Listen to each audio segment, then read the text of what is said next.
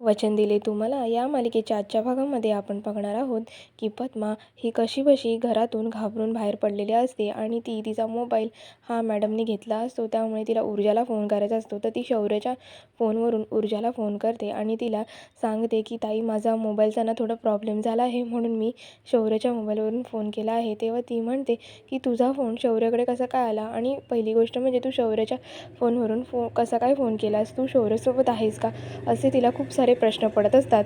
आणि ती तिला जाब विचारत असते आणि ती मनातल्या मनात घाबरलेली सुद्धा असते की ती म्हणत असते की तू ठीक तर आहेस ना, की तू शौर्याच्या फोनवरून फोन केला आहेस. तेव्हा ती काही बोलणार त्याच्या आधी शौर्याला खूप भीती वाटायला लागते आणि शौर्य अचानकपणे पद्मा काही बोलायच्या आधीच फोन कट करून टाकतो आणि पद्मा काहीच बोलत नाही. तेव्हा ऊर्जा आहे ही खूप टेन्शनमध्ये येते की कारण अचानकपणे फोन का कट केला, आणि तिला भीती वाटू लागते की ही पद्मा तर व्यवस्थित तर असेल ना, तिने अचानक फोनसुद्धा कट केला आणि शौर्याच्या मोबाईलवरून बोलत होती. इकडे मात्र शौर्याला खूप टेन्शन येतं, कारण शौर्याकडून चूक झालेली असते फोन दिल्यामुळे. त्यामुळे शौर्य तिला म्हणतो की अगं, मी ना खूप मोठी चूक केली आहे की तुला माझ्या फोनवरून फोन करायला सांगितलं. तेव्हा पद्मा म्हणते की काय झालं दादा, तुम्ही असं का केलंत की फोन कट केलात वगैरे. तेव्हा तो सांगू लागतो की अगं, जर आता ऊर्जाला कळलं का मी तुझ्यासोबत आहे आणि मीच त्या हर्षवर्धनचा मुलगा आहे, तर तिला वाटेल का मी सुद्धा हर्षवर्धनसारखा आहे आणि मी त्यांचा डिफेक्टिव्ह आहे आणि मी त्यांच्या केसला मदत करत आहे, तुमच्यावर नजर ठेवत आहे, असं तिला वाटेल.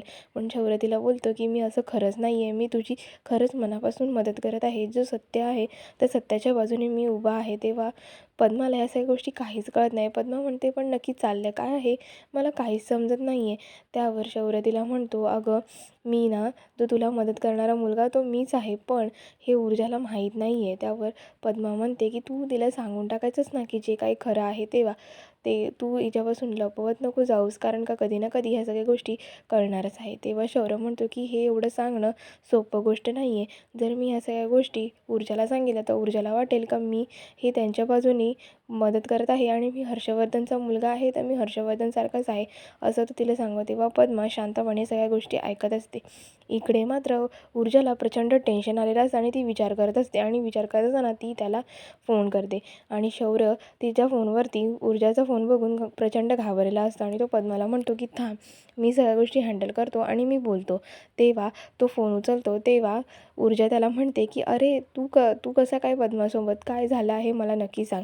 तेव्हा शौर्य म्हणतो अगं नाही, ही ना इथून चाळीच्या बाहेरून चालली होती आणि तिचा फोन ना बहुतेक हरवला आहे आणि तिला तुझ्याशी बोलायचं होतं, त्यामुळे मी तिला माझा फोन दिला आहे, असं बोलून तो तिला तिथे टाळाटाळ करतो.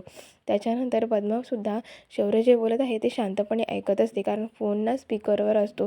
त्यामुळे त्याच्यानंतर शौर्य हा तिला समजावत असतो की काही नाही, पद्मा सगळी ओके आहे, काहीच प्रॉब्लेम नाही आहे. तेव्हा ऊर्जा म्हणते की तू पद्माकडे दे, मला पद्माशी बोलायचं आहे, कारण का तिचा फोनसुद्धा बंद आहे आणि तिच्या फोनबद्दल काय झालं आहे हे सुद्धा मला समजायचं आहे.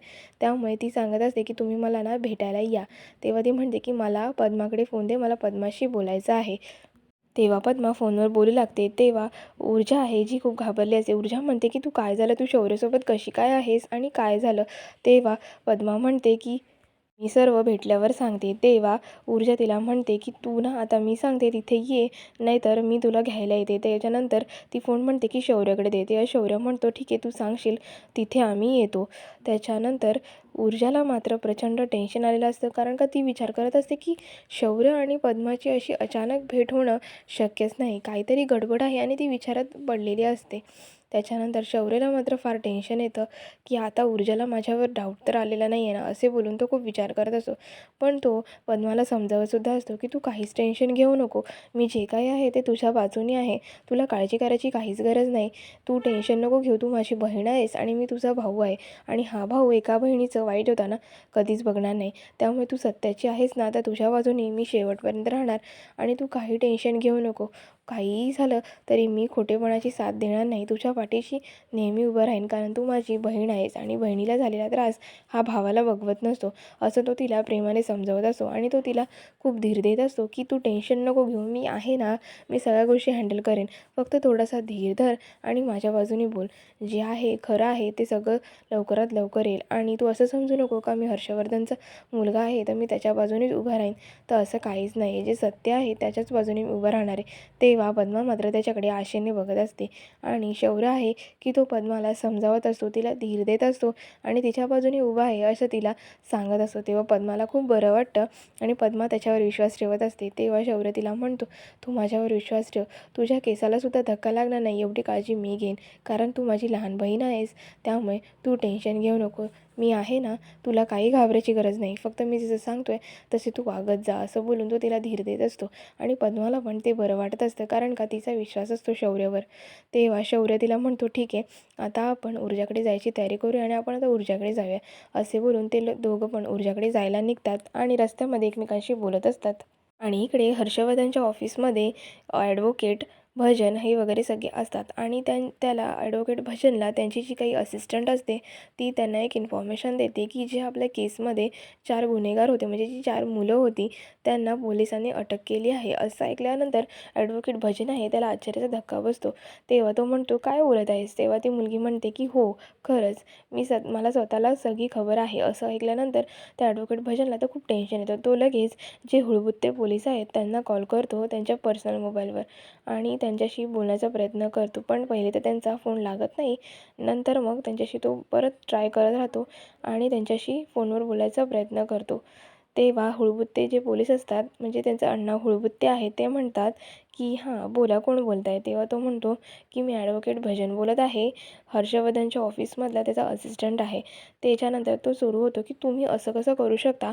ती जी 4 मुलं आहेत त्यांना तुम्ही का उचललं आहे? हे सगळं आपल्या गुन्हेगार प्रवृत्तीसारखं आहे आणि हे आपल्या कायद्यामध्ये बसत नाही, असं तो त्यांना कायद्याची शिकवण देत असतो. त्याच्यानंतर हुळबुत्ते आहेत ते म्हणत असतात की तुम्ही मला कायद्याच्या गोष्टी सांगू नका, तुम्ही जसे वकील आहात तसं मी एक प्रकारचा पोलीस आहे आणि मलासुद्धा कायद्याच्या सगळ्या गोष्टी माहिती आहेत आणि मी त्यांना काही अटक केलेली नाही आहे. त्यावर ते भजन ॲडव्होकेट म्हणतात की हां, मग तुम्ही अटक केली नाही आहे, मग त्यांना काही तुम्ही असेच पोलीस स्टेशन दाखवण्यासाठी नेलं आहे का? असं ते त्यांना तीक्ष्ण नजरेने बोलत असतात. त्याच्यावरती हुळबुत्ते म्हणतात की नाही, मी जरी त्यांना इथे आणलं असेल पण मला कायद्याची सगळी गोष्ट माहीत आहे, कारण का मी त्यांना चौकशीसाठी नक्कीच आणू शकतो. भले काही झालं तरी ह्या केसची चौकशीसाठी मला त्याला आणणं गरजेचं आहे आणि तुम्ही टेन्शन घेऊ नका, आम्ही काही त्यांना मारणार वगैरे नाही, फक्त शब्दांचा भडीमार करून त्यांना प्रश्न विचारणार आहे, तेवढं तर तुम्हाला चालणारच आहेच ना? आणि त्याच्यावर हुळबुत्ते पोलीस म्हणतात की तुम्ही माझ्या पर्सनल मोबाईलवर फोन करता हे सुद्धा कायद्यामध्ये बसत नाही आणि तुम्ही मला कायदा शिकवतात. असे बोलल्यानंतर भजन ॲडव्होकेट तर एकदम अचंबित होतात आणि त्याच्यावर हुळबुत्ते हे त्यांना तर खूप ओरडत असतात आणि त्यांना चांगला जाब विचारत असतात आणि त्यांना म्हणत असतात की तुम्ही मला जाब विचारू नका, कायद्याबद्दल मला 4 गोष्टी सांगू नका, मला कायद्याबद्दल सगळ्या गोष्टी बरोबर काटेकोरपणे माहिती आहेत, त्यामुळे मला सांगायची तुमची काहीच गरज नाही. असे बोलल्यानंतर भजन ॲडव्होकेट आहेत ते म्हणतात की ठीक आहे, मी आता पोलीस स्टेशनला येतो की माझ्याकडून चूक झाली आहे तुमच्या पर्सनल फोनवर फोन केल्याने, त्यामुळे मी पोलीस स्टेशनला येतो आणि जे काय आहे ते तुमच्याशी बोलतो, पण तुम्ही त्यांना काही करू नका.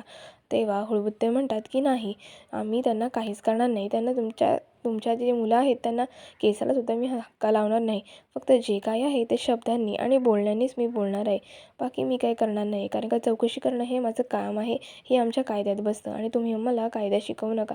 असे बोलून फोन तो ठेवून देतो आणि हळबुत्ते पोलीस आहेत यांना सगळा प्रकार हा आधीच समजलेला असतो. आणि इकडे मात्र ऊर्जा आहे ही घरामध्ये खूप टेन्शनमध्ये आलेली असते आणि ती घरामध्ये फेरफटका मारत असते. त्याचवेळी तिथे पद्मा येते आणि पद्मा ऊर्जाला मिठी मारून खूप रडू लागते. तेव्हा ऊर्जा म्हणते की अगं काय झालं, तू तर खूप टेन्शन दिलंस, तुझा एक फोन लागत नव्हता, काहीच लागत नव्हता, आम्हाला खूप टेन्शन आलं होतं. तेव्हा तिथे पूर्वा येते आणि ती पद्माला आणि शौर्याला पाणी देते आणि ती विचारत असते की हे कोण?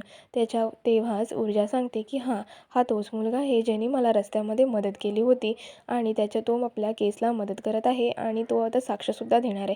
असे ऐकल्यानंतर पूर्वाला मात्र खूप चांगलं वाटतं. पूर्वा म्हणते की हां, ठीक आहे, चालेल, खूप चांगले आहात तुम्ही, बसून घ्या. त्याच्यानंतर शौर्य आहे की तो सगळं काही बघत असतो आणि त्याला त्याच्या आईकडे बघून खूप आनंद वाटत असतो आणि तो खूप खुश असतो. आणि इकडे मात्र त्यांचं सगळं डिस्कशन चालू असताना पद्मा मात्र खूप घाबरलेली असते.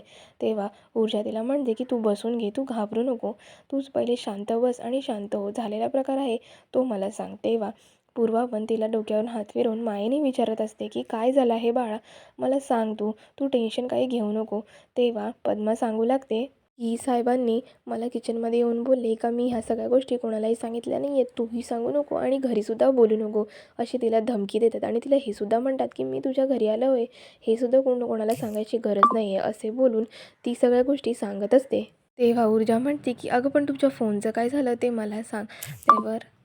त्यावर काही बोलणार तितक्यात पद्मा ही शौर्याकडे बघते आणि ती त्याच्याकडे बघतच राहते. तेव्हा ऊर्जाला असे वाटते की ही शौर्य आहे म्हणून आपल्याला काही सांगत नाही आहे, आणि शौर्य पण एकदम टेन्शनमध्ये येतो आणि त्या दोघींकडे बघत असतो.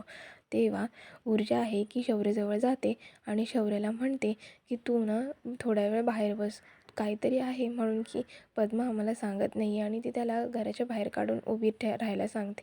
आणि शौर्य मात्र इथे घराच्या बाहेर उभा राहिलेला असतो. आणि शौर्य घराबाहेर उभे असताना तिथे बाजूच्या एक काकी येतात आणि त्या काकी त्याच्याशी बोलायला लागतात. त्याला म्हणतात, त्याची विचारपूस करू लागतात की तू कोण आहेस, कसा आहेस आणि तू इथे कसं काय आला आहेस, आणि तू इथे बाहेर उभा आहेस आणि तुझ्या तोंडावर ऊर्जाने दार का बंद केला आहे. तेव्हा ती त्याला प्रचंड असे प्रश्न विचारत असते आणि शौर्य मात्र तिच्याशी बोलत असतो आणि तिला सांगत असतो का मी सुद्धा एक वकील आहे आणि मी ऊर्जाचा मित्र आहे. असं बोलल्यानंतर ती बाई म्हणते की तू फक्त मित्रच आहेस ना, की बाकी अजून काही. तेव्हा तो म्हणतो की नाही, मी फक्त तिचा एक सर्वसामान्य मित्र आहे. असं बोलल्यानंतर ती म्हणते हां का. त्याच्यानंतर ती तिच्या सगळ्या चाळीतल्या गप्पा गोष्टी सांगू लागते.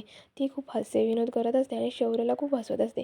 तिला ती ती त्याला ऊर्जाबद्दलसुद्धा सांगत असते, घरातल्याबद्दल सांगत असते, चाळीतल्याबद्दल सांगत असते आणि तिच्या स्वतःच्या भावकीबद्दलसुद्धा सांगत असते. तेव्हा शौर्य म्हणतो की तुम्ही मला ह्या सगळ्या गोष्टी का सांगत आहात. तेव्हा ती म्हणते की अरे तू पण वकील आहेस आणि तू तर भांडण वगैरे करणारा सोडवणारा वकील आहेस, असे ती त्याला म्हणत असते. तेव्हा तो म्हणतो की असे काही नाही आहे, तुमच्या चाळीमध्ये सुद्धा ऊर्जा आहे ना, तुम्ही तिला विचारू शकता, ती तुम्हाला मदत करेल, कारण का ती सुद्धा एक छान वकील आहे. त्याच्यानंतर ती बाई म्हणते की अरे ती फक्त वकील आहे आणि ती ॲफिडेव्हिट बनवते, ती काही भांडत नाही किंवा ती एक केस लढत नाही, असं ती म्हणत असते. त्याच्यानंतर ती चाळीतल्या घडलेल्या सगळ्या स्टोऱ्या सांगत असते की ही जी समोरची बाई आहे ना, ही बरोबर माझ्या सिरियल बघायच्या टाईमला दोघं नवरा बायको भांडत असतात, ह्यांच्यावर मी केस टाकू शकते का, असे ती बोलत असते. आणि शौर्याला मात्र इथे खूप हसायला येत असतं, कारण का त्याने अशी व्यक्ती कधी पाहिली नसते आणि ती काकी खूप जोक करत असतात आणि हास्यविनोद करून त्याला हसवत असतात. त्याच्यानंतर ती म्हणत असते की परत ते दुसरे काका आहेत ना, ते पण रात्रीचे पितात आणि बरोबर माझे रील्स बघायच्या टाईमवरती इथे शिव्यागाळी करत असतात. ती म्हणत असते की पिया ना, मी कुठे म्हणली नका पिऊ, पण माझ्याबरोबर रील्स बघायच्या टाईमलाच असे करत असतात, तर मी ह्याच्यावरसुद्धा केस टाकू शकते का, असे ती प्रश्न विचारू लागते. आणि तेव्हा ती म्हणत असते की तू ना ह्या ऊर्जाशी ना लग्न करून टाक, कारण का तू पण वकील, ती पण वकील, ती ॲफिडेव्हिट बनवेल आणि तू केस लढशील, म्हणजे कसं दोघांना तुम्ही मेड फॉर इच अदर व्हाल आणि खूप चांगलं होईल. आणि बोलते जर तुम्ही लग्न केलं ना, तर जी पूर्वा आहे ना, तिच्या डोक्यावरचं बिचारीचं टेन्शन जाईल आणि आमच्या पण डोक्यावरचं टेन्शन निघून जाईल, कारण आम्हाला पण खूप त्रास होत असतो. त्याच्यानंतर ती ऊर्जाच्या लग्नाची प्रचंड घाई करत असते. तेव्हा शौर्य तिला म्हणतो की ठीक आहे, त्यांच्या आईचं तर समजू शकतं, पण तुम्हाला कसली एवढी घाई लागली आणि तुम्हाला कसलं ऊर्जाबद्दल टेन्शन आहे. तेव्हा ती काकू म्हणतात की अरे तुला काय माहिती, ही ऊर्जा सकाळी नळावर किती भांडत असते आणि किती बोलत असते, तिला फक्त भांडायला येतं, पण ती कशीही असली तरी ती आमच्या चाळीची शान आहे, कारण का ती खूप चांगली मुलगी आहे, पण ती खूप भांडत असते. तिच्या तोंडाला कोण लागेल एवढं समजत नाही, पण ती भांडणामध्ये खूप एक्सपर्ट आहे, म्हणून तर ती वकील आहे ना, आणि ती वकील आहे तर तिला भांडणं हे गरजेचंच आहेच ना, असं ती त्याला म्हणत असते. आणि ती ऊर्जाबद्दल त्याला कधी कधी वाईटही सांगत असते आणि कधी कधी चांगलंही सांगत असते, पण ती खूप हास्यविनोद करत असते आणि शौर्यला खूप हसवत असते. म्हणजे शौर्यला बाहेर उभी असल्याचं, एकटं असल्याचं अजिबात भास होत नाही, ती त्याला छानपणे बोलत असते. आणि तेव्हा शौर्य तिला म्हणतो की काकी मी तुमच्या सगळ्या गोष्टी ऐकेन आणि तुमची जी केस आहे ना, ती पण मी लढेन, मी फुकटमध्ये लढेन, असं काहीच नाही. त्यावरती म्हणते की नाही, तू माझा जावई झालास तरच मी तुला देईन, असं नाही का फुकट तुला राबून घेईल, मी तुला थोडं थोडं काय ना होईना सगळ्या गोष्टी देईन. त्यावर तो म्हणतो की काही गरज नाही, तुमची जेव्हा कधी केव्हा केस लढायची असेल तेव्हा मी फुकट तुम्हाला लढून देईल.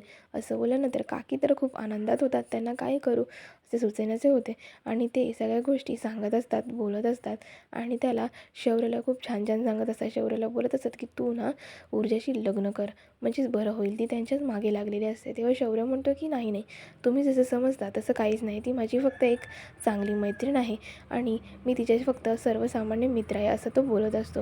आणि इकडे पद्मा मात्र सर्व काही झालेला प्रकार आहे हा पूर्वाला आणि ऊर्जाला सांगत असते. ती सांगत असते की ना सरांनी माझा फोन आहे ना तो स्विच ऑफ करायला सांगितला आणि मॅडमकडे देऊन टाकला आणि बोलले की हिला कुठे बाहेर पाठवायची नाही.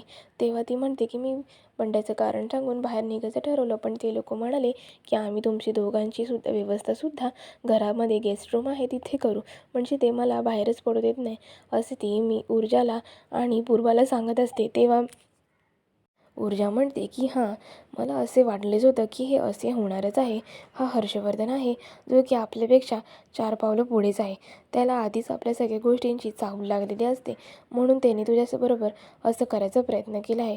तू काहीच घाबरू नको, आम्ही आहोत तुझ्यासोबत. तुला कधी गरज लागेल तेव्हा आम्ही तुझ्या मदतीला जाऊ.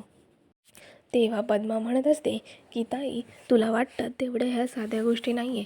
हर्षवर्धन सर हे खूप पोचलेले आहेत. असे बोलल्यानंतर ऊर्जाला मात्र खूप टेन्शन येतं. त्यावर पूर्वा म्हणते की हो, हर्षवर्धन एकदम पोचलेला माणूस आहे, पण तो तुमचा मित्र आहे ना, तो तुम्हाला नक्कीच मदत करेन. असे बोलल्यानंतर पद्माला मात्र शौर्य आठवतो, कारण का शौर्यबद्दल सगळ्या गोष्टी ह्या पद्माला माहीत असतात, कारण का तिला ऊर्जाला ह्या सगळ्या गोष्टी कळू द्यायच्या नसतात. त्याच्यानंतर पूर्वा ही तिला समजावत असते की तू टेन्शन घेऊ नको, तू कणखर राहा, सगळ्या गोष्टी आहेत ह्या सॉल्व्ह होतील, तू काही टेन्शन घेऊ नको. त्याच्यानंतर पद्माला मात्र खूप टेन्शन आलेलं असतं आणि इकडे ऊर्जासुद्धा खूप विचार करत बसलेली असते. आणि इकडे शिर्क्यांच्या घरी अर्पिता ही तिच्या वडिलांना म्हणत असते की बाबा, विक्रांतचे जे मित्र आहेत ना त्यांना अटक झाली आहे, पोलिसांनी अटक केली आहे. असे बोलल्यानंतर शिर्केला तर खूप राग येतो आणि त्याला चिडीत येतो. म्हणतो की तू हर्षवर्धनला सांगितलंस का? तेव्हा अर्पिता म्हणते की हर्षवर्धन सरांचा तर फोन लागतच नाही आहे, बंद लागत आहे. त्याच्यानंतर शिर्के आहे की तो हर्षवर्धनचा जो असिस्टंट आहे म्हणजेच भजन ॲडव्होकेट ह्याला कॉल करतो आणि भजनला बोलत असतो. त्यावेळेला भजन म्हणतो की तुम्ही काही टेन्शन घेऊ नका, मी सगळा प्रॉब्लेम सॉल्व करेल आणि जे काही आहे ते सगळं मी पोलिसांना पटवून देईल, तुम्ही काही टेन्शन घेऊ नका. त्याच्यानंतर आमदार शिर्के म्हणतो की सगळी कामं झाली पाहिजेत आणि हर्षवर्धन कुठे आहे असं तो म्हणत असतो. तेव्हा भजन म्हणतो की ते तर ना दिल्लीला गेले आहेत, ते येणार आहेत तेव्हा ते सॉल्व करतील. असे ऐकल्यानंतर अर्पिताला तर मात्र खूप टेन्शन आलेलं असतं आणि इकडे आमदार शिर्के तर खूप रागावलेला असतो. तो म्हणतो की जर हे सगळं दुसऱ्या बाजूने घडलं, म्हणजेच आपण जर केस हरलो तर खूप मोठा प्रॉब्लेम होईल, आपलं नाव जाईल, सगळी सत्ता वगैरे सगळ्या काही गोष्टी जातील. त्यावर अर्पिता म्हणते की नाही नाही, असं नाही झालं पाहिजे बाबा, मला ना शौर्य हा खूप मनापासून आवडतो, मला त्याशी लग्न करायचं आहे. तेव्हा आमदार शिर्के म्हणतो की तू आयुष्यात पहिल्यांदा माझ्याकडे काहीतरी मागितलं आहेस, हे मी तुला देणारच, तू काही टेन्शन घेऊ नको, तुला जे पाहिजे ते मी आयुष्यामध्ये देऊनच टाकेन, तू काही टेन्शन घेऊ नको, तू फक्त आत्ताचा जो काही प्रॉब्लेम आहे तो सॉल्व कसा होईल हे बघूया. असे बोलल्यानंतर अर्पिताला थोडा धीर येतो, पण अर्पिता मात्र वारंवार शौर्याचं नाव घेत असते आणि तेव्हा आमदार शिर्के म्हणतो की आपण जर ती जी कोण मुलगी आहे तिलाच आपल्या बाजूने केलं तर काय होईल. तेव्हा अर्पिता म्हणते की बाबा, तसं काही नसतं, प्रत्येक मुलगी ही तशी नसते, जसं आपल्याला वाटतं तसं ती पैशासाठी आपल्या बाजूने बोलणार नाही. असे बोलल्यानंतर आमदार शिर्के म्हणतात की ठीक आहे, आपण बोलून तर बघूया काही प्रॉब्लेम होतो आहे. त्याच्यानंतर अर्पिता ही विचार करत बसते आणि इकडे मात्र ऊर्जाला शौर्य आणि पद्मावरतीही डाऊट आलेला असतो. तेव्हा ऊर्जा ही शौर्याला जाऊन विचारते की काय रे, तू पद्माला कुठे भेटलास आणि कसा भेटलास. त्याच्यावरती त्याला खूप जाब विचारत असते. तेव्हा शौर्य तिला म्हणतो कुठे भेटलास म्हणजे काय विचारतेस, मी तिला रस्त्यामध्येच भेटलो आणि तिला तुझ्या फोनची गरज होती म्हणून मी तिला फोन दिला. त्यावर ऊर्जा म्हणते की तू प्रत्येक वेळी आम्हाला पाहिजे त्या क्षणी तिथे अवेलेबल कसा काय होऊ शकतोस, तुझं आणि काहीतरी कनेक्शन आहे, तू काहीतरी गोष्टी लपवत आहेस. आणि इकडे पोलीस स्टेशनला मात्र जे विक्रांतचे 4 मित्र आहेत ते प्रचंड घाबरलेले असतात, कारण का त्यांना आता असं वाटत असतं की पोलीस आता आपलं काही खरं करणार नाही, इथे स्टेशनमध्ये पोलीस आपल्याला ठेवणार नाहीत आणि बाहेर विक्रांत आपल्याला ठेवणार नाही, म्हणजे पूर्णपणे आपण गेलेलो आहे असं त्यांना वाटत असतं आणि ते खूप टेन्शनमध्ये असतात. तेव्हा त्यांच्यामध्ये डिस्कशन चालू असतं की आपण जे काही आहे ना ते खरं सांगून टाकूया. तेव्हा तिथे नंतर पोलीस येतात आणि पोलीस म्हणतात की हे बघा, बऱ्या बोलाने सगळ्या गोष्टी तुम्ही आम्हाला सांगून टाका, आम्ही तुम्हाला काही त्रास देणार नाही किंवा तुम्हाला आम्ही काही बोलणार नाही, जे प्रश्न विचारत आहे ते सगळं आम्ही तुम्हाला सांगा, नाही तर आमच्यासारखं कोणी वाईट नसेल आणि मग आम्ही जर काही केलं तर तुम्ही पूर्ण सुजायला तयार राहा, असे ते बोलत असतात. त्याच्यानंतर पोलीस हे त्याला खूप बडबडत असतात की तुम्ही बऱ्या बोलाने सगळ्या गोष्टी सांगून टाका. त्यावरती मुलं म्हणतात ठीक आहे, आम्ही सगळ्या गोष्टी सांगतो. त्याच्यानंतर पोलिसांना हे बरं वाटतं. त्यांना असं वाटतं की आपल्या बाजूने केस वळत आहे. तेव्हा ती मुलं म्हणतात की तुम्ही आम्हाला काही मारू वगैरे नका, जे काही आहे ते सगळं खरं आम्ही तुम्हाला सांगायला तयार आहे, पण तुम्ही प्लीज आम्हाला मारू नका. आम्ही सगळ्या गोष्टी तुम्हाला वेळच्या वेळी सांगू आणि जे खरं आहे ना तेच सांगू. असे बोलल्यानंतर हुळहुत्ते पोलीस आहेत ते म्हणतात ठीक आहे, असे बोलताय म्हणून बरं आहे, तुम्ही आम्हाला खरं सांगणं गरजेचं आहे. आणि इकडे ऊर्जा मात्र शौर्यावर खूप चिडलेली असते. ती त्याला सतत म्हणत असते की तू आमच्यापासून काहीतरी लपवत आहेस. आम्हाला प्रत्येक वेळी जिथे हर्षवर्धन असतो तिथे तू दिसतोस, जिथे केस चालू असते तिथे तुला आम्ही न सांगताही तू तिथे आलेला असतोस. तुला ह्या सगळ्या गोष्टी आधीच कशा कळतात? आणि मी जर हर्षवर्धन विषयी तुला आधी बोललेली तेव्हा तुला रागसुद्धा आला होता. म्हणजे तुझं काय कनेक्शन आहे का? तर तू मला खरं खरं सांग. तू काहीच लपवू नको. मला या प्रश्नांची उत्तरं दे. मला ही प्रश्न खूप पडले आहेत की तू आम्हाला जेव्हा पाहिजे असतोस तेव्हाच त्या क्षणी अवेलेबल कसा काय असतोस आणि तुला ह्या सगळ्या गोष्टी कशा काय समजतात? तू असं कसं करू शकतोस? तेव्हा शौर्य म्हणतो की असं काहीच नाही आहे. तू जसा विचार करते तसं काहीच नाही आहे. हे अचानकपणे होतं आणि तुला ते असं वाटतं की मी मुद्दामून करत आहे आणि मला या सगळ्या गोष्टी माहीत आहे. पण खरं तर अशा सगळ्या गोष्टी काहीच माहीत नसतात मला. या सगळ्या गोष्टी अचानक होतात. पण ऊर्जाला मात्र ह्याच्यावर विश्वास बसत नसतो. ऊर्जाला असं वाटत असतं की पद्मा आणि शौर्य हे दोघंही माझ्यापासून काहीतरी लपवत आहेत. त्या दोघांचं काहीतरी नातं आहे आणि हर्षवर्धनसोबतसुद्धा शौर्याचं काहीतरी नातं आहे असं सारखं ऊर्जाला वाटत असतं. आणि ऊर्जा ही शौर्याला एकदम रागावून सतत त्याला ती बोलत असते, त्याला टोमणे मारत असते आणि त्याला ती जाबही विचारत असते की तू जे काही आहे ते मला सांगत जा. पण शौर्य आहे की काही झालेलं आहे ते सांगत नसतो. तो फक्त आणि फक्त तिला टाळाटाळ करत असतो आणि तिच्याकडे वेगळ्याच नजरेने